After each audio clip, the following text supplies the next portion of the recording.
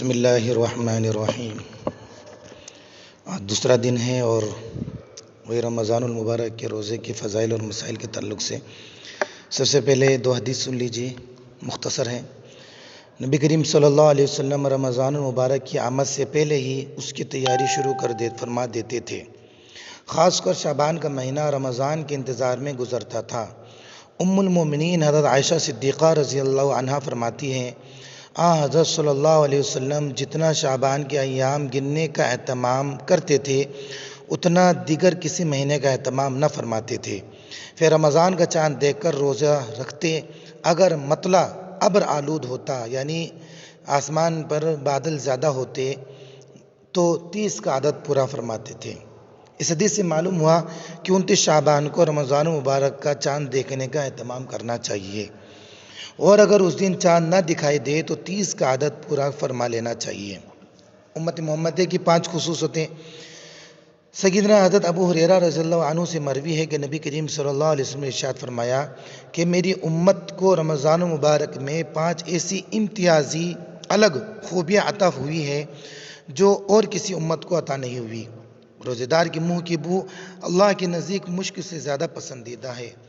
ان کے لیے سمندر کی مچھلیاں افطار کے وقت تک استغفار کرتی رہتی ہیں، اور اللہ تعالیٰ ہر روز اپنی جنت کو آراستہ کر کے فرماتے ہیں کہ ان قریب میرے نیک بندے دنیا کی مشقت اپنے اوپر سے پھینک کر تیری طرف آئیں گے، اور سرکش شیاطین رمضان میں قید کر دیے جاتے ہیں، جس کی وجہ سے وہ رمضان کے زمانے میں ان برائیاں تک نہیں پہنچتے جن برائیوں کی طرف غیر رمضان میں پہنچ جاتے ہیں، اور رمضان کی آخری رات میں ان کے لیے مغفرت کا فیصلہ کیا جاتا ہے۔ آپ صلی اللہ علیہ وسلم سے پوچھا گیا کہ کیا یہ مغفرت شب قدر میں ہوتی ہے؟ آپ صلی اللہ علیہ وسلم نے فرمایا نہیں، بلکہ دستور یہ ہے کہ کام ختم ہونے پر مزدور کو پوری اجرت سے نوازا جاتا ہے۔ کچھ مسائل ہیں۔ سحری کی فضیلت۔ روزہ رکھنے کے لیے سحری کرنا مسنون عمل ہے۔ حدیث پاک میں جو ہے سحری کھانے کا خاص اہتمام فرمانا مقصود ہے۔ عن انس رضی اللہ عنہ قال قال رسول اللہ صلی اللہ علیہ وسلم تسحروا فإن فی السحور برکۃ، کہ سحری میں برکت ہے۔ اسی طریقے سے سحری کرنا میں تاخیر کرنا افضل ہے۔ سحری میں تاخیر مستحب ہے، مگر اتنی تاخیر نہ کرے کہ وقت میں شک پیدا ہو جاوے، جیسے کہ پہلے زمانے میں ایسا ہوتا تھا، ہم لوگ سبھی سے واقف ہیں، ہمارے بڑے بھی واقف ہیں، کہ جو ہے پہلے جو ہے اذان ہو رہی ہے تب تک سحری کر رہے ہیں، بلکہ حی علی الصلاۃ حی علی الفلاح تک سحری ہو رہی ہے۔ ایسا پہلے کر لیا کرتے تھے لوگ۔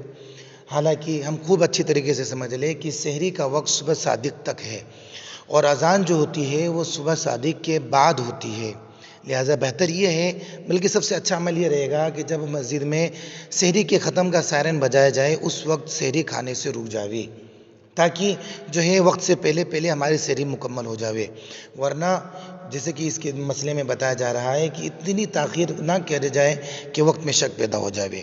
اس لیے اگر کوئی مسئلہ یہ جاننا چاہتا ہے کہ اذان تک سحری کھا سکتے کہ نہیں کھا سکتے، اس مسئلے سے پتہ چل رہا ہے کہ بالکل بھی سحری اذان تک نہیں کر سکتے۔ اذان تک اگر کوئی آدمی سحری کر رہا ہے یا حی علی الصلاۃ حی علی الفلاح تک سحری کر رہا ہے تو اس کا روزہ نہیں ہوگا۔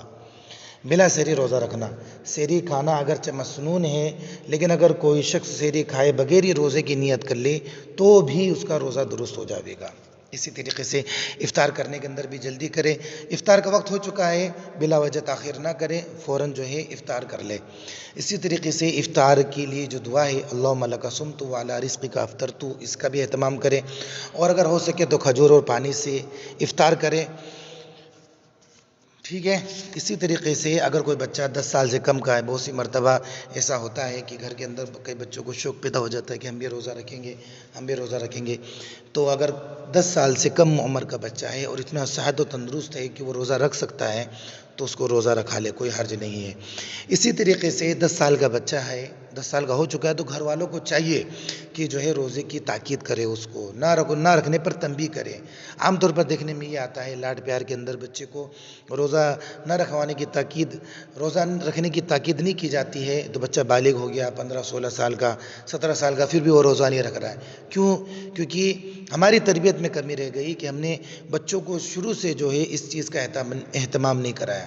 اس لیے مسئلہ یہ ہے کہ جب بچہ 10 سال کا ہو چکا ہے تو اس کو روزہ رکھنے کی تاکید کی جائے. اسی طریقے سے اگر کوئی بچہ 10 سال کا ہے یا 10 سال سے کم کا ہے اور وہ پورے مہینے روزہ نہیں رکھ سکتا ہے تو بشاشت کے ساتھ جتنے بھی 1 روزہ رکھ لے 2 روزہ رکھ لے کافی ہے. اسی طریقے سے اگر کوئی بچہ ہے چھوٹا بچہ روزہ رکھ لیتا ہے لیکن پھر بعد میں حالت کچھ زیادہ خراب ہو جاتی ہے تو زیادہ حالت خراب ہو جائے تو روزہ توڑوا سکتے ہیں.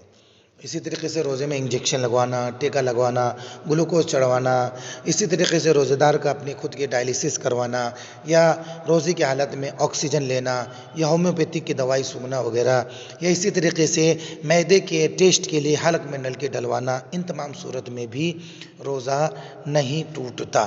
اسی طریقے سے جیسے جو ہے کوئی ہارٹ پیشنٹ ہے، ہارٹ پیشنٹ کو ڈاکٹر کوئی دوائی دیتا ہے، وہ ایسی دوائی ہوتی ہے جو زبان کے نیچے رکھی جاتی ہے. اگر وہ دوائی اس دوائی کا اثر ڈائریکٹ جو ہے تھوک کے ذریعے سے حلق میں نہیں پہنچ رہا ہے تو اس سے روزہ نہیں ٹوٹے گا. بہت سی دوائی ایسی ہوتی ہے وہ وہیں زبان کے نیچے ہی جو ہے جذب ہو جاتی، ختم ہو جاتی ہے تو اس سے روزہ نہیں ٹوٹے گا. اسی طریقے سے گلوکوز چڑھوانے کا جیسا بھی میں نے مسئلہ بتایا، روزہ نہیں ٹوٹے گا لیکن بغیر کسی شدید عذر کے گلوکوز نہ چڑھوائے. اسی طریقے سے ڈائلیسس، کسی کی کڈنی کام کرنا بند کر دیتی ہے تو روزے کی حالت میں ڈائلیسس بھی کروا سکتے ہیں.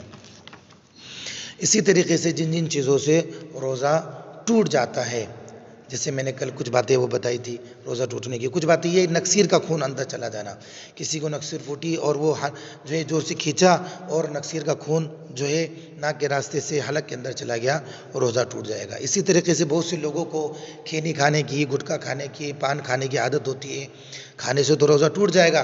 اسی طریقے سے بہت سے لوگ روزے کے وقت، سحری کے وقت جو ہے پان دبا کر سو گئے یا کھینی دبا کر سو گئے یا گٹکا کھا کر سو گئے اور جو ہے ان کی آنکھ صبح صادق کے بعد کھل رہی ہے تو ان کا روزہ نہیں ہوگا.